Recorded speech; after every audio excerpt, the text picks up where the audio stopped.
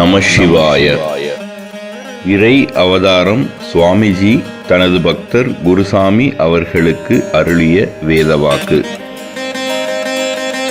தேதி 2/11/2006.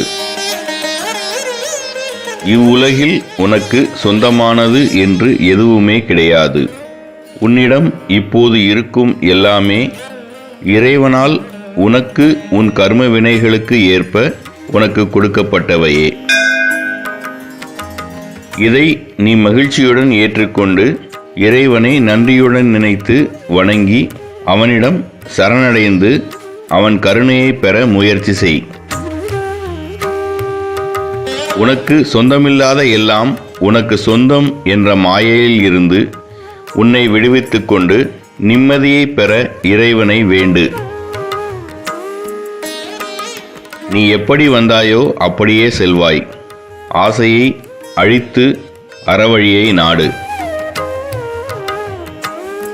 நீ கனவில் கூட நினைக்காத காரியங்கள் செயல்கள் எல்லாம் என்னால் நடக்கும்.